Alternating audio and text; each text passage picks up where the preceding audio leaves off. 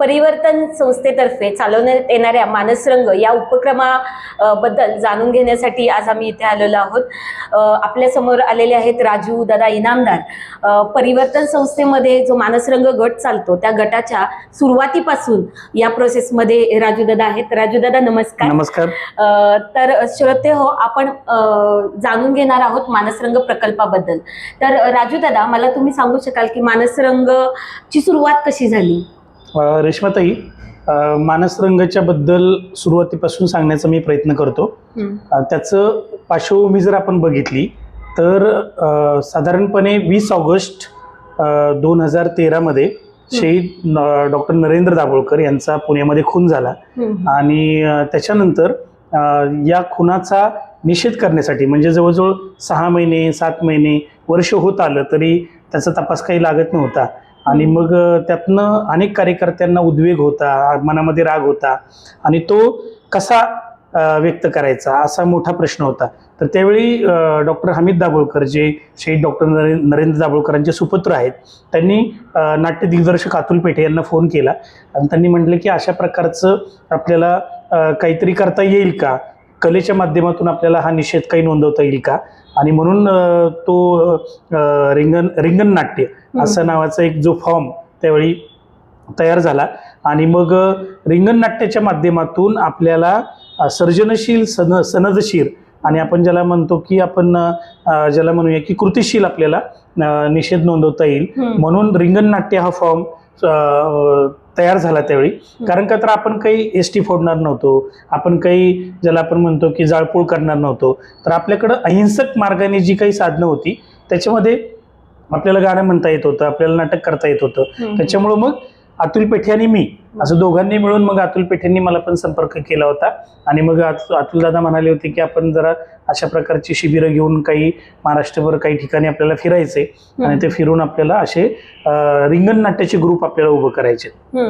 तर मी पण होकार त्याला दिला आणि मग अतुल दादानी मी अनिसचं जिथं जिथं काम महाराष्ट्रभर पसरलंय त्या ठिकाणी जाऊन आम्ही अनिसचे कार्यकर्ते आणि नव्याने जोडलेले कार्यकर्ते त्या जोडलेल्या कार्यकर्त्यांच्या बरोबर आम्ही कार्यशाळा घेतल्या आणि कार्यशाळा घेऊन मग म्हणजे त्याच्यामध्ये आम्ही असं पहिल्यांदा करायचो की अंधश्रद्धा हा विषय देऊन त्याचं कारण काय, त्याचे परिणाम काय आणि त्याचा उपाय काय असं आम्ही त्यांना द्यायचो आणि मग नंतर त्यांनी गटचर्चा वगैरे केल्यानंतर मग त्याचं नाटकात रूपांतर कसं करायचं, गाण्यात रूपांतर कसं करायचं, त्याचं वेगळ्या घोषवाक्यामध्ये रूपांतर कसं करायचं, असं जवळजवळ महाराष्ट्रभर 16 ग्रुप रेश्माताई आम्ही उभे केले आणि मग एका वर्षा व्हायला म्हणजे होतं दाभोळकरांचं जे काही पहिला स्मृतिदिन होता त्यावेळी जवळजवळ महाराष्ट्रभरातून 16 ग्रुप उभे राहिले रिंगण नाट्याचे।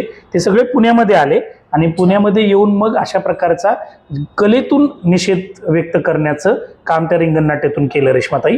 आणि मग काय झालं की त्याच म्हणजे रिंगण नाट्याच्या दरम्यान आमच्या एक लक्षात आलं, आम्ही ज्यावेळी गटचर्चा घ्यायचो त्यावेळी आमच्या लक्षात आलं की अंधश्रद्धा आणि मानसिक आरोग्य याचा फार जवळचा संबंध आहे।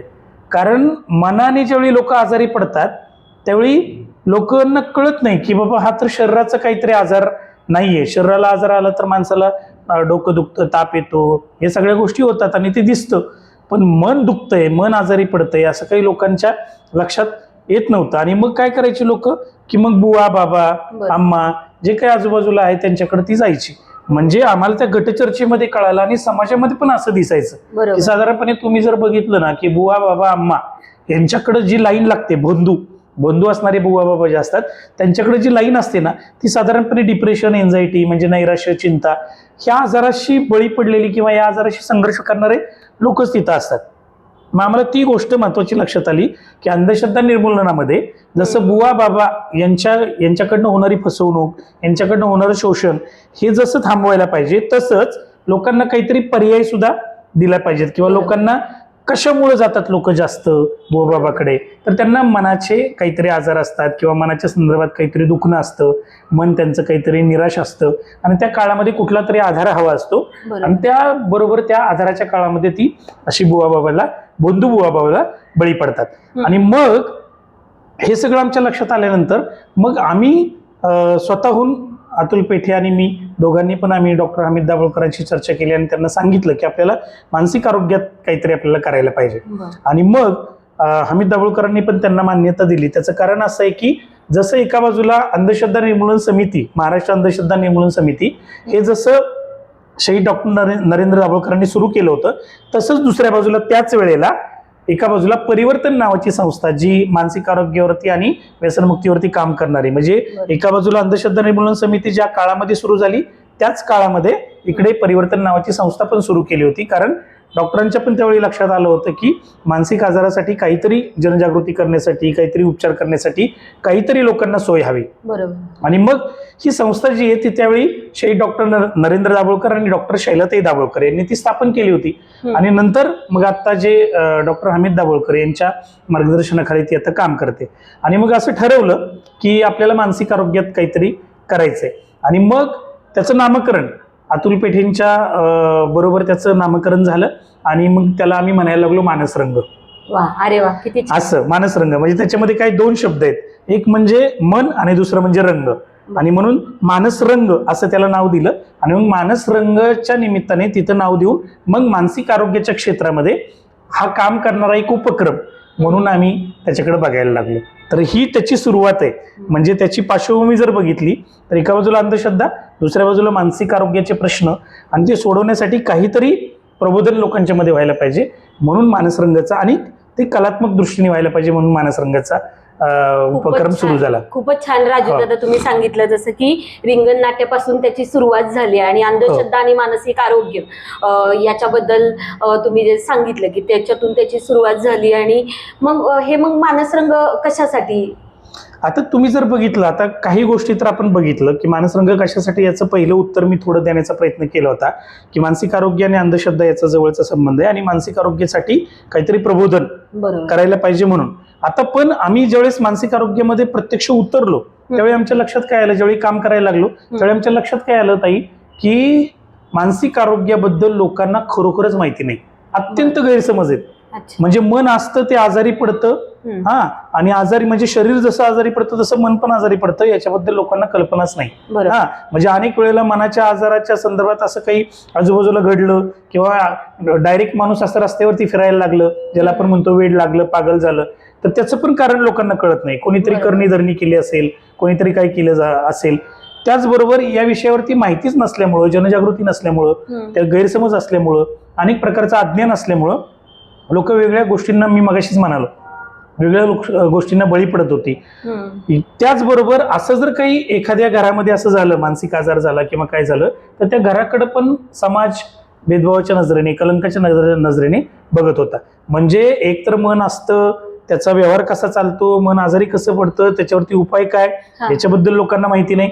दुसऱ्या बाजूला शरीर आजारी पडतं तसं मन पण आजारी पडतं, आणि मन नावाची गोष्ट काहीतरी आहे याच्याबद्दल लोकांना माहिती नाही. गैरसमज फार आहेत, अज्ञान फार आहे, आणि त्याच्यातून लोकांचं फार मोठे प्रश्न तयार व्हायचे. आणि मी मगाशी सांगितलेलं भेदभाव आणि कलंक, ज्या घरामध्ये अशा प्रकारचं मनाचे आजार आहे तिथे मोठ्या प्रमाणात त्या कुटुंबाला, त्या व्यक्तीला भेदभावाला आणि कलंकाला सामोरं जावं लागतं. आणि मग त्याला उपाय काय आहे? त्याला उपाय काय आहे तर मला असं वाटतं अज्ञानावरती उपाय आहे ज्ञान. आणि ते ज्ञान जर लोकांना दिलं, म्हणजे आम्ही नेहमी असं म्हणतो की जे लोक भेदभाव करतात, कलंकाने बघतात, किंवा ज्या लोकांना याच्याविषयी माहिती नाही त्यांना नावं ठेवण्यात अर्थ नाही. आपण त्या सगळ्या जिथं जिथं असं अज्ञान आहे ते अज्ञान दूर करण्यासाठी आपण काम केलं पाहिजे. आणि म्हणून कशासाठी असं जर तुम्ही ताई विचारलं तर त्याचं उत्तर असं आहे की हा सगळा भेदभाव, कलंक कमी व्हावा, मनाच्या आजाराच्या संदर्भातली लोकांना माहिती कळावी, याच्यासाठी खरं तर हा उपक्रम सुरू झाला. बरोबर.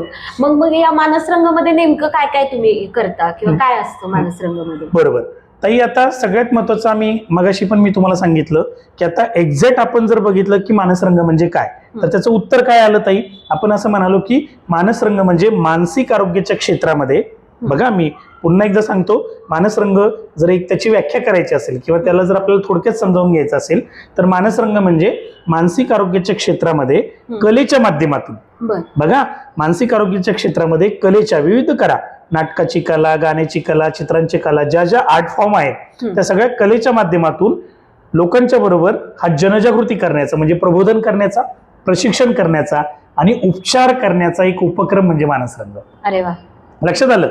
म्हणजे मानसरंग मगाशी सांगितलं मी, मानस आणि रंग, रंग म्हणजे कला, माध्यम, आणि मानस म्हणजे मानसशास्त्र.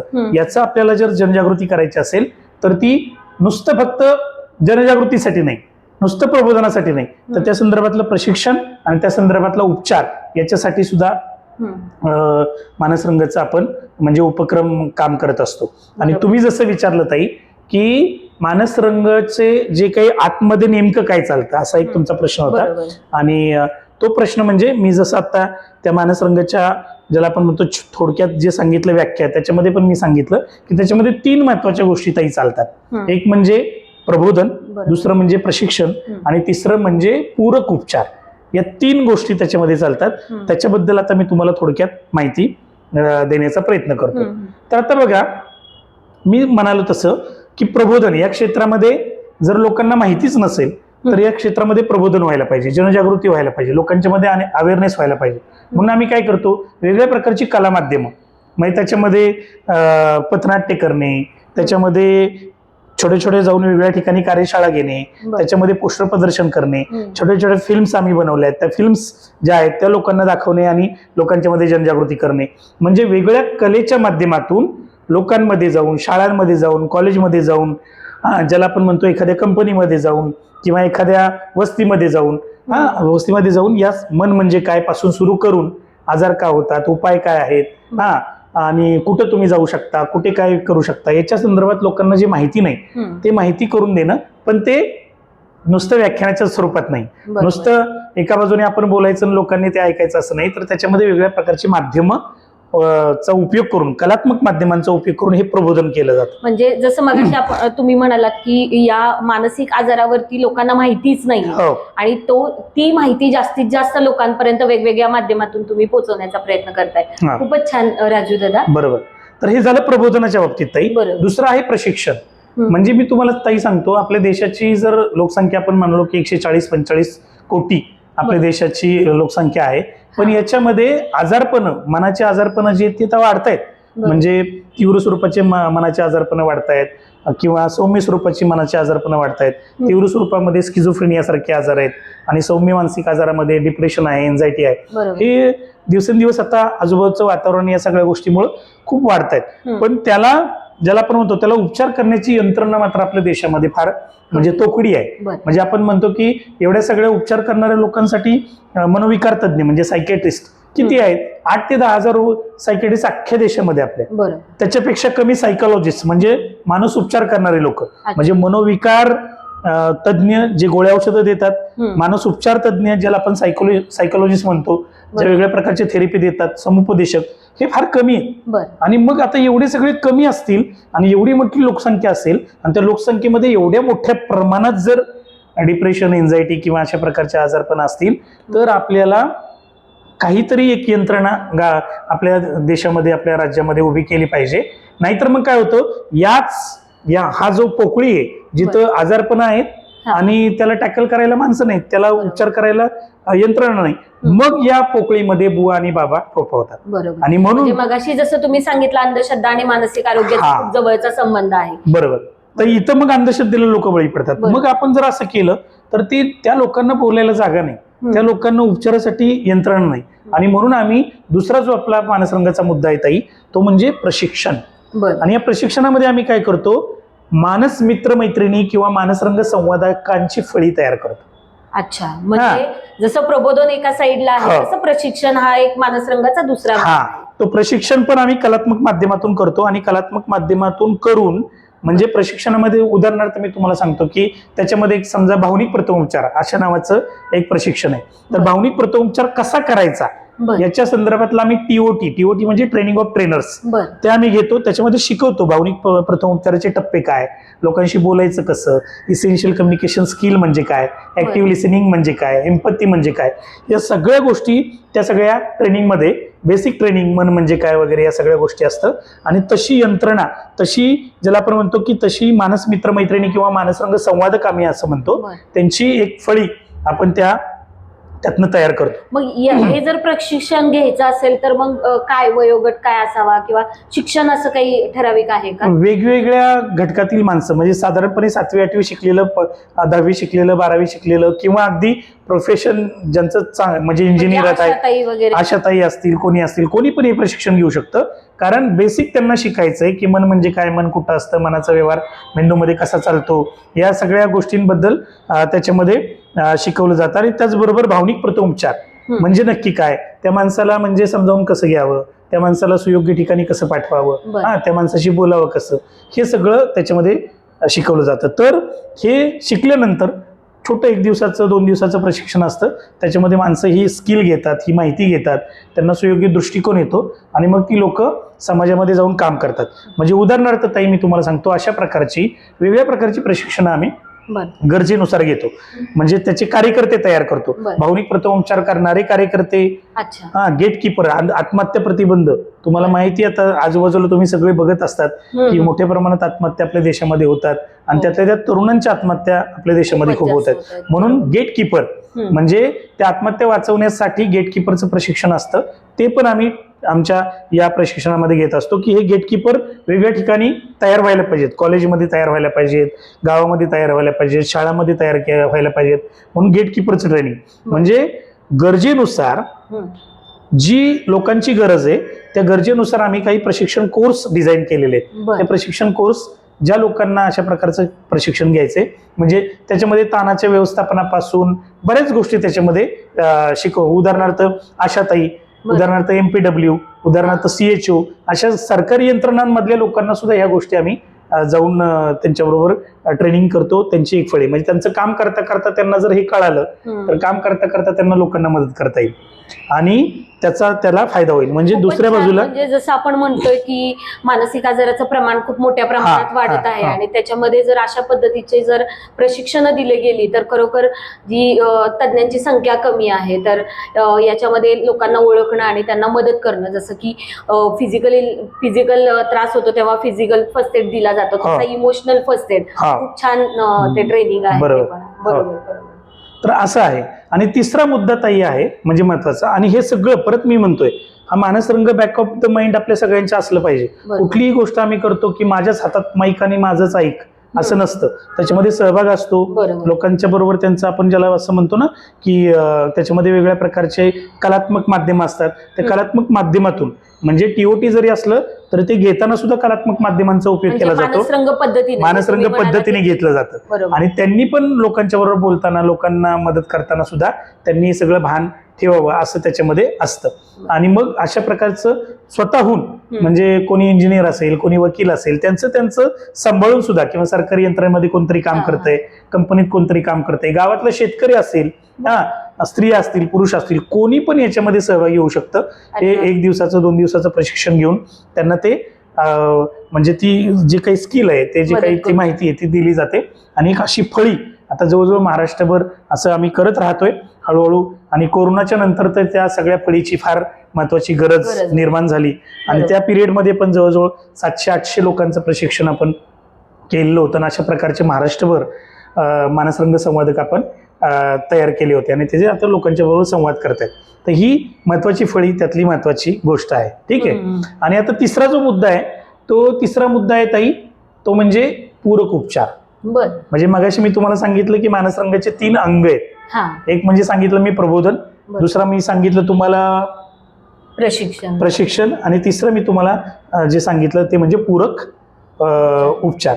तर त्या पूरक उपचारामध्ये खास करून आपण जर बघितलं तर आम्ही आधार गट चालवतो.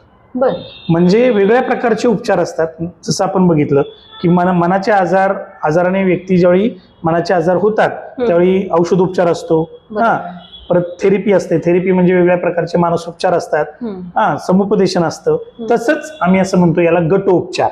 म्हणजे अशा प्रकारच्या मनाच्या आजाराशी संघर्ष करणाऱ्या लोकांनी एकत्र येणं, म्हणजे त्यांनी आजाराशी संघर्ष करणाऱ्या लोकांनी यावं किंवा त्यांच्या नातेवाईकांनी यावं आणि त्या नातेवाईकांनी यांनी एकत्र येऊन आपल्या सुखदुःखांची चर्चा करावी, आदान प्रदान करावं. आणि हे करताना सुद्धा बघा, हे आधार गट चालवताना सुद्धा त्याच्यामध्ये पण कलात्मक गोष्टी असतात.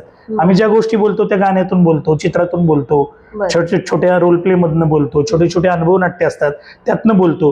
त्याचबरोबर हे जे जमलेले लोक असतात आधार गटासाठी त्यांच्यामध्ये पण काही काही कला असतात, तर त्यांच्या कलांना पण वाव दिला जातो. कोण त्यातलं चित्र काढतं का, कोण त्यातलं गाणं म्हणतं का, कोण चांगल्या नाटकामध्ये सहभाग घेतंय का, अशा कला ज्या असतात ना त्या कलांचा उपयोग करून आम्ही ते कलात्मक माहोल तयार करतो. आणि म्हणून त्याला मी म्हणतो मानसरंगी स्टाईल. तो कलात्मक माहोल तयार करतो आणि त्याच्या निमित्ताने आम्ही काय करतो, देवाणघेवाण करतो. म्हणजे त्याच्यामध्ये खूप काही चर्चा होते. त्याच्यामध्ये आजार, आधार, उपचार आणि पुनर्वसन. म्हणजे आजार बाबा कुठनं येतो, कसा होतो आजार, कारण लोकांना वाटतं पूर्वजन्मीचं पाप आहे का, त्याच्यामुळे आम्हाला आजार झाला का, कोणी आम्हाला करणी केली का म्हणून आजार झाला का. त्याच म्हणजे त्याचं शास्त्रीय कारण सांगणं की आजार होण्याची कारण काय. जैव मनोसामाजिक म्हणजे जैविक, मानसिक आणि सामाजिक कारणामुळे अख्ख्या पृथ्वीतलावरती जे मनाचे आजार होतात त्याचं कारण हेच आहे की जैविक कारणामुळे आजार होतात, मानसिक कारणामुळे तुमचा स्वभाव कसा आहे त्याच्यामुळे आजार होतात, आणि बाकी सामाजिक, कौटुंबिक आणि पर्यावरणीय, राजकीय आजूबाजूची जी कारणं आहेत त्या गोष्टीमुळं आजार होत असतात. आणि म्हणून ते कारण लोकांना समजावून सांगणं की कुठं नक्की काय होतंय ज्याच्यामुळे तुम्हाला हा त्रास झालाय, तर हे समजावून सांगायला लोकांना अशा प्रकारचा जो मंच आहे तो त्याचा उपयोग होतो. दुसरं मी सांगितलं तसं की आजार, आधार, लोकांना आधार पाहिजे. मी मगाशीच म्हटलं भेदभाव आणि कलंक आहे या सगळ्या मित्रमैत्रिणींना किंवा आजाराशी संघर्ष करणाऱ्या लोकांना आणि कुटुंबियांना लोकांनी वाळीत टाकलेलं असतं. अक्षरशः जवळचे नातेवाईक सुद्धा त्यांना जवळ घेत नाही. अशा प्रकारची परिस्थिती असते. एकटी पडलेली कुटुंब आहेत, एकटी पडलेली माणसं आहेत. कुठलेही सण समारंभ, कुठल्याही सुखदुःखाच्या प्रसंगांना यांना बोलवलं जात नाही, निमंत्रण दिलं जात नाही किंवा सन्मानने वागवलं जात नाही. त्याचा एक मोठा त्रास या सगळ्या लोकांना होतो. म्हणून आधाराचं एक वलय पाहिजे. आणि म्हणून हे समान वेदना असणारी लोक एकत्र येतात. त्या वेदनेतनंच एक वेदनेचं नातं तयार होतं आणि त्या वेदनेच्या नात्यातनं मोठा एक आधार त्यांना वाटतो. नुसतं एकत्र येणं हाच. आता आम्ही दर आठवड्याला पुण्यामध्ये दर आठवड्याला गेली 10 वर्ष मानसरंग नावाचा हा असा आधार गट चालवतो ताई. तर या आधार गटामध्ये लोक सलग गेली 10 वर्ष रेग्युलर दर शुक्रवारी इकडे येतात आणि दर शुक्रवारी येऊन आपल्या आदान प्रदान करतात. आम्हाला कधी कधी विचार करतो की लोक काय येतात दर शुक्रवारी, त्यांना काय यावं असं वाटतं. 30, 35, 40, 50 कधी कधी लोक एकत्र येतात. त्यांच्याबरोबर आम्ही गप्पा मारतो. 3-4 लोक बोलतात, 5-6 लोक बोलतात, पण शिक्षण मात्र सगळ्यांचं होतं. अनेक लोकांना वाटतं की आमचं कोणीतरी आहे, मला इथं आधार वाटला, मला जरा गुदमरणं घुसमटणं माझं कमी झालं, बोलायला मिळालं, आमची इथं दखल घेतली गेली, आम्हाला इथं आपुलकी मिळाली. आणि हे खूप त्यांच्यासाठी महत्वाचं असतं आणि त्याचा उपचारासारखा परिणाम होतो. म्हणजे आपण जसं म्हणतो गोळीचा उपचार होतो, जसं आपण म्हणतो एखाद्या थेरपीचा REBT असेल, CBT असेल, या थेरपीचा उपयोग होतो. काउन्सिलिंग करणं, समुपदेशन करणं त्याचा उपयोग होतो. तर अशा गटामध्ये लोकांनी येणं, तर आम्ही नुसतं गटामध्ये एकत्र येणं, एकत्र येऊन ही देवाणघेवाण करणं, यातनं पण लोकांचा उपचार होतो. लोकांच्या रिकव्हरीमध्ये हा गट फार महत्वाची भूमिका बजावतो. आणि नुसतं ते बोलणं नाहीये, तर ते कलात्मक माध्यम त्याच्यामध्ये, त्याच्यामध्ये मजा पण येते. मजा आहे, मनोरंजन आहे, स्वतःच्या कलाची अभिव्यक्ती आहे. या सगळ्या गोष्टीमुळे ज्याला आपण म्हणतो उत्साहाचं, ज्याला आपण असं म्हणतो की उत्सवाचं वातावरण, उत्साहाचं आणि उत्सवाचं वातावरण त्याच्यामध्ये असतं. त्याचा मोठा परिणाम याच्यावरती होता. अनेक सायकॅटिस्ट आम्हाला आता पुण्यातले पण काही सायकॅटिस्ट त्यांचं प्रिस्क्रिप्शन लिहित असताना गोळ्या औषधं लिहितात, तसं खाली पण लिहितात मानसरंग गटाला जा. किती छान. तर हे त्यातलं महत्वाचं आहे. त्यामुळे रिकव्हरीमध्ये त्याचा उपयोग होतोय लोकांना असं आमच्या लक्षात आलेलं आहे. म्हणजे मी सांगितलं तसं आधार वाटतोय.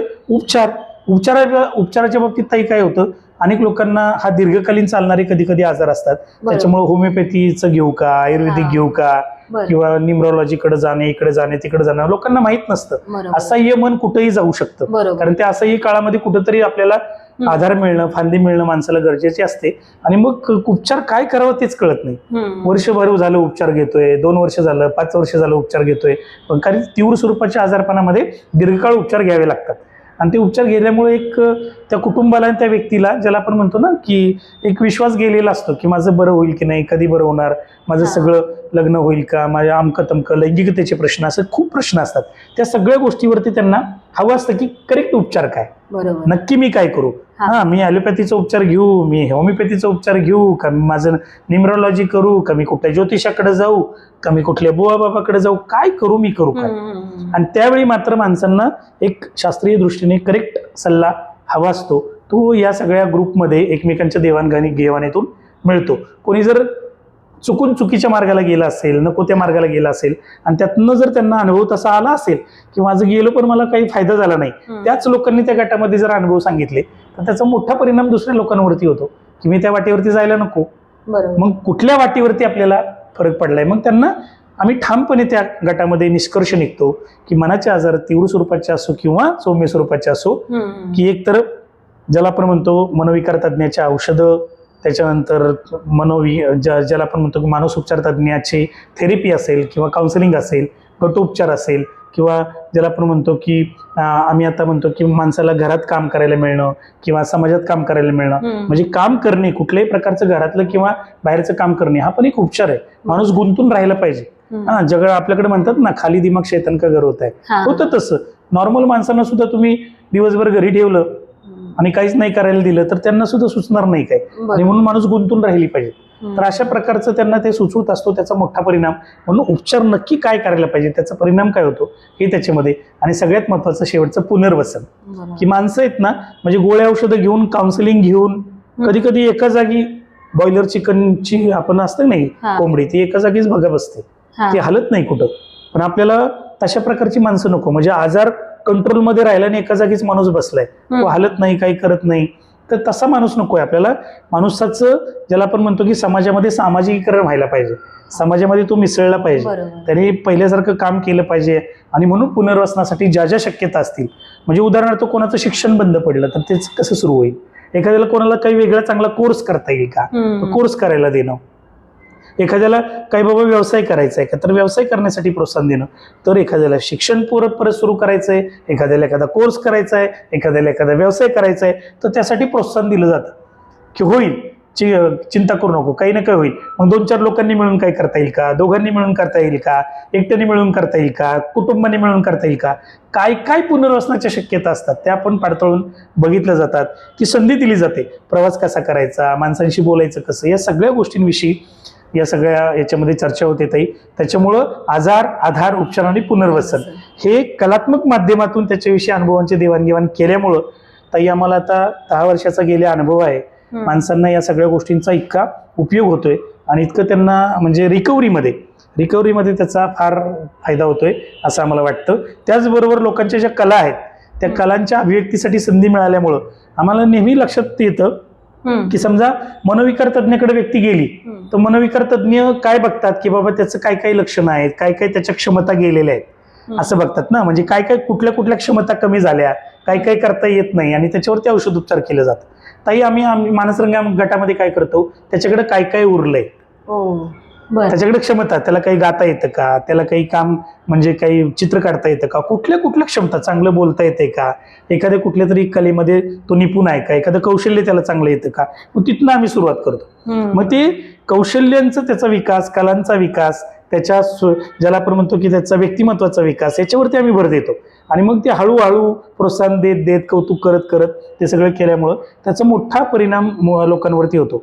आमच्याकडे काही मनोविकार तज्ज्ञ तर नेहमी असं म्हणतात की या मानसरंग गटामध्ये लोक आल्यानंतर, मानसरंग गट संपला किंवा मध्यामध्ये या लोकांचा जर फंक्शनल MRI काढला तर त्याच्यामध्ये खरोखर सकारात्मक बदल झालेला दिसेल, इतकं ते प्रभावीरित्या होऊ शकतं असं ते त्याच्यामध्ये म्हणतात.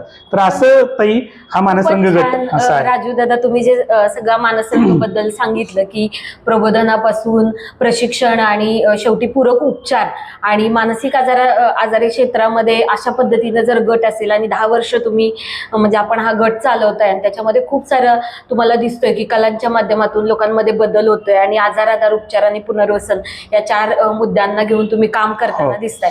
पण राजू दादा, मला एक याच्यामध्ये सगळ्याच मानसरंग जे वेगवेगळ्या ठिकाणी तुम्ही जे चालवताय त्याच्यामध्ये तुम्हाला सगळ्या ठिकाणी काय परिणाम या सगळ्या मानसरंगचा दिसून येतोय? मी ताई तुम्हाला पहिल्यांदाच म्हणालो, या तिन्ही गोष्टींचा 3 वेगळ्या प्रकारे परिणाम असतो. म्हणजे प्रबोधनाचा परिणाम वेगळा, प्रशिक्षणाचा परिणाम वेगळा आणि पूरक उपचाराचा परिणाम वेगळा.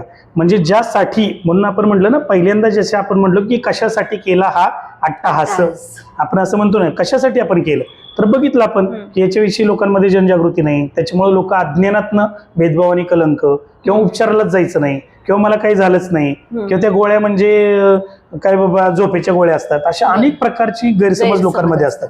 सगळ्यात महत्वाचं हे जे गैरसमज आहे हे अज्ञान आहे, या सगळ्या गोष्टी कमी होण्यासाठी याचा फार महत्वाचा उपयोग होतो. बरोबर. आम्ही तर आता बघितलं की जे आपण म्हणतो ना की गटाला येणारी जी लोक आहेत त्यांच्यामध्ये पण उपचाराचा इतका चांगला परिणाम होतो की त्यांचे ज्याला आपण म्हणतो वेगळ्या लक्षणं कमी व्हायला मदत होते. त्यांचं रिलॅप्स होणं म्हणजे कधी कधी काय होतं, औषध चालू असतो पण आजार उलटतो, पण या गटामध्ये आल्यानंतर त्यांचा आजार उलटणं कमी होतं. दर आठवड्याला संवाद नीट झाल्यामुळं त्यांना म्हणजे घरामध्ये सुद्धा संवाद लोक करत नाहीत, पण गटामध्ये आल्यानंतर संवाद करतात.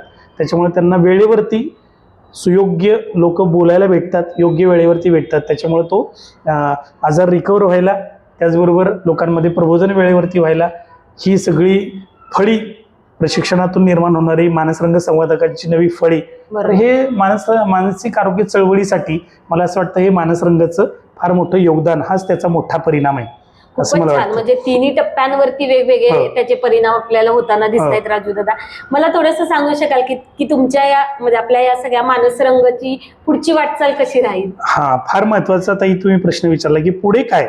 तर आपण असं म्हणतो की एका ठिकाणी आपण एक प्रयोग केला, ज्याला आपण म्हणतो की हे पायलट आपण काम केलं आणि आपण त्यातनं अनुभव घेतला, आणि तो अनुभव घेतल्यानंतर किंवा आम्ही आता मानसरंगाचा रिसर्च पेपर सुद्धा आपला तयार झालाय की माणसं ज्यावेळी पहिल्यांदा कशी असतात, त्यांच्यामध्ये काय प्रश्न असतात, आणि हे मानसरंगाचं जर आपण इंटरव्हेन्शन किंवा मानसरंगाचं जर आपण ही सुविधा जर लोकांना दिली तर त्याचा काय परिणाम होतो याच्याबद्दल आता एक संशोधन अभ्यास करून एक म्हणजे अभ्यास पण प्रकाशित झालेला आहे मानसरंगाचा, तो कसा त्याचा परिणाम होतो. तर आम्हाला असं वाटतं हे जे काही शिकवण या मानसरंग उपक्रमातून आम्हाला परिवर्तनला आणि आमच्या गटाला मिळाली, ते परिवर्तन पुरतं आणि मानसरंग गटापुरतं ते राहू नये किंवा त्या मानसरंगामध्ये काम करणाऱ्या टीम पुरतं राहू नये, तर हे समाजामध्ये पसरलं पाहिजे. आणि म्हणून समाजामध्ये पसरण्यासाठी सगळ्यात मोठी यंत्रणा काय, आम्ही आता वेगळ्या NGO मध्ये, वेगळ्या लोकांमध्ये किंवा वेगळ्या ठिकाणी आम्ही जातोच, पण जर आपल्या सरकारने हे स्वीकारलं, आम्हाला नेहमी असं वाटतं की आपल्या सरकारने जर हे स्वीकारलं तर म्हणजे जसं सरकार गोळ्या औषधं देतं, जसं सरकार थेरपीसाठी प्रयत्न करतं, जसं सरकार ज्याला आपण म्हणतो की काउन्सिलिंग आणि या सगळ्या त्यांच्या क्षमतेनुसार ते करत असतं, पण मानसरंग हे पण एक जी कल्पना आहे ती पण त्यांनी जर त्यांच्या सरकारच्या यंत्रणेच्या उपचाराच्या पद्धतीमध्ये जोडली गेली आणि हे प्रबोधन, प्रशिक्षण आणि उपचार जर हा जोडला गेला तर मला असं वाटतं की रिकव्हरीसाठी, मानसिक आरोग्याच्या चळवळीसाठी किंवा ज्याला आपण म्हणतो की मानसिक आरोग्याचं ज्याला आपण म्हणतो की आरोग्य राखण्यासाठी त्याचा महत्त्वाचा उपयोग होईल. तर मला असं वाटतं पुढचं जी आमची सगळी वाटचाल असेल की सरकारने, वेगळ्या आपल्या भारत देशाच्या सरकारने किंवा महाराष्ट्र सरकारने किंवा वेगळ्या राज्यातल्या सरकारने हा प्रयोग पाहावा, यातनं काहीतरी शिकावं, आणि त्यातनं त्यांच्या कामाला, त्यांच्या मानसिक आरोग्याच्या कामाला त्याची मदत झाली तर ते हवं आहे. आणि आम्ही तसाही असा प्रयोग पण करतोय. MSFDA नावाचं जे पुण्यातलं यंत्रणा आहे जी सिनियर कॉलेजमध्ये काम करणाऱ्या प्राध्यापकांचं ट्रेनिंग करते, त्यांच्यामार्फत आम्ही नुकताच आता महाराष्ट्रातल्या काही जिल्ह्यांमध्ये युवा मानसरंग नावाचा प्रकल्प राबवला. आणि त्याच्यामध्ये हेच आहे की युवा मानसरंग नावाचा प्रकल्प राबवून या वेगळ्या कॉलेजमध्ये अशा प्रकारचे मानसरंग संवादक तयार करणं आणि कॉलेजच्या मुलामध्ये वेगळे जे प्रश्न असतात त्या प्रश्नांना कॉलेजच्या पातळीवरच तिथल्या तिथं त्यांना उपाय मिळणं, तिथल्या तिथं त्यांना संदर्भ सेवा मिळणं, हे आम्ही करतोय आणि त्याचा फार चांगला उपयोग होतोय. ते इतर कॉलेजेसमध्ये पण पसरण्याचा आम्ही प्रयत्न करतोय. त्याचबरोबर आता दुसरं एक व्यसनाच्यासाठी आम्हाला आता पंजाब सरकारने पण तिकडं आता बोलवलंय. त्या पंजाब सरकारच्या बरोबर काम करत असताना सुद्धा, कारण तिथे व्यसनाचा मोठ्या प्रमाणात प्रश्न आहे, तर त्या प्रश्नाला कसं सामोरं जायचं, त्या सामोरं जाण्यासाठी जे वेगळे उपाय आहेत त्याच्यामध्ये मानसरंग पद्धतीने प्रबोधन, प्रशिक्षण आणि जर उपचाराच्या मध्ये मानसरंग पद्धती आणली तर त्याचा एक चांगला परिणाम होतोय. तर असं आता पंजाब सरकारने पण बोलवलं आम्हाला ना, अशा प्रकारे काम तुम्ही करा असं सांगितलंय. तर मला असं वाटतं या सगळ्या गोष्टींचा उपयोग होतोय. असंच ते सरकारने जर उचललं काम आणि वेगवेगळ्या ठिकाणी मानसरंगाचा उपक्रम, इतर वेगळ्या गोष्टी, नेहमी आम्ही असं म्हणतो की मानसरंग हा काही प्रमुख उपचार नाही, हा पूरक उपचार आहे. प्रबोधन करणे, प्रशिक्षण करणे आणि पूरक उपचार करणे, पण मुख्य उपचाराबरोबर हा जर आपण जोडलं त्याला तर त्याचा फार मोठा चांगला परिणाम लोकांवरती दिसतोय. आणि म्हणून आता त्या दृष्टीने आमचे प्रयत्न सुरू आहेत की कारण सरकार हे मोठ्या प्रमाणात तुम्हाला लोकांच्यापर्यंत पोहोचायचं असेल तर एखादी NGO किंवा एखादा कुठला गट पोहोचू शकत नाही. मोठ्या प्रमाणात पोहोचणारी यंत्रणा जी आहे ती आपली सरकार आहे. त्यामुळे मानसरंग ही संकल्पना सरकारने उचलून धरावी आणि त्याचं देशभर पसरावी अशी एक इच्छा आहे. खूपच छान. म्हणजे मानसरंगच्या तुम्ही प्रकल्पांतर्गत खूप साऱ्या गोष्टींवरती काम करत आहात आणि निश्चितच त्याचा फायदा सुद्धा आपल्या रुग्णमित्रांना आणि त्यांच्या नातेवाईकांना होताना दिसतोय. तर राजू दादा, ह्या मनमोकळेपणाने तुम्ही ज्या चर्चा केली त्याच्यामुळे आम्हाला मानसरंग उपक्रम पहिल्यापासून आतापर्यंत समजला आणि निश्चितच की तुम्ही जसं म्हणालात तसं की जे रुग्णमित्र आहेत त्यांच्या रिलॅप्स होण्यामध्ये किंवा त्यांचे नातेसंबंध सुधारण्यामध्ये याचा खूप मोठा फायदा होतोय. आणि आपण जे म्हणतो की जे आजारी पेशंटला आपण पुनर्वसनाच्या टप्प्यात आणण्याचं काम या मानसरंगच्या पद्धतीने करत आहात आणि त्याच्यामध्ये पालकांचा मोठा सहभाग आहे, आपल्या सायकॅट्रिस्टचा मोठा सहभाग आहे, सायकोलॉजिस्टचा मोठा सहभाग आहे. म्हणजेच आपण जे म्हणतो की कोलॅबरेटिव्ह कम्युनिटी बेस्ड केअर जे तुम्ही मानसरंगच्या माध्यमातून करू पाहताय हे खूपच छान राजू दादा. आणि ताई, त्याच्यामध्ये आम्ही नेहमी एक सूत्र सांगतो, जाताना सगळ्यांनी ते सूत्र घेऊन जावं म्हणून आम्ही सांगतो की मानसरंगमध्ये आम्ही 3-4 गोष्टीचा महत्त्वाचा विचार करतो. ते म्हणजे मानसरंग संवादक ज्याला व्हायचंय किंवा मानसरंग पद्धतीने ज्यांना काम करायचंय त्यांनी 5 गोष्टी लक्षात ठेवाव्या. एक म्हणजे मनशास्त्र, दुसरं म्हणजे समाजशास्त्र, तिसरं म्हणजे माध्यमशास्त्र, चौथं म्हणजे सादरीकरण शास्त्र आणि 5वं म्हणजे संवादशास्त्र. अरे वा. या 5 जशी आपली मुठ्ठी होते ती छान, तशी मानसरंगाची पण ही छान मुठ्ठी आहे. म्हणजे या प्रत्येक गोष्टी म्हणजे तुम्हाला ज्यावेळी तुम्हाला संवाद लोकांच्या बरोबर करायचा, तुम्हाला मानसशास्त्र कळलंच पाहिजे. ज्या संवादकाला संवाद करायचा तर त्याला ते कळलं पाहिजे. नुसतं तेवढंच असून चालणार नाही, तर सामाजिक भान असलं पाहिजे. समाजामध्ये कुठले कुठले प्रश्न आहेत, म्हणजे उदाहरणार्थ जेंडरचा प्रश्न आहे, जात धर्म लिंग वर्गाचा प्रश्न आहे, तर हे सामाजिक भान असलं पाहिजे. त्याला म्हणतो आपण सामाजिक राजकीय भान, सोशल पॉलिटिकल अंडरस्टँडिंग, हे संवादकाला असलं पाहिजे. तिसरं आपण म्हटलो काही ना काही माध्यम बरोबर पाहिजे. गाणं तरी पाहिजे, चित्र तरी पाहिजे, नाटक तरी पाहिजे, ते माध्यम रेडी पाहिजे. दुसरं ते सादर करायचं कसं हे पण कळलं पाहिजे. नाही तर कधी कधी माध्यम असतं पण ते सादर लोकांना करता येत नाही. सादर कसं करायचं हे पण त्यांच्याकडे पाहिजे. आणि शेवटचं म्हणजे संवाद. एज्युकेशन नाही तर कम्युनिकेशन. लोक पहिल्यांदा म्हणायचं की हेल्थ एज्युकेशन व्हायला पाहिजे, आम्ही असं म्हणतो हेल्थ कम्युनिकेशन व्हायला पाहिजे. एज्युकेशन आणि कम्युनिकेशनमध्ये खूप फरक आहे. खऱ्या अर्थाने लोकांच्या वर्तनामध्ये बदल व्हायचा असेल तर आपल्याला कम्युनिकेशन, संवाद करता आला पाहिजे. संवादाची मूलतत्व आपल्याला वापरता आली पाहिजे.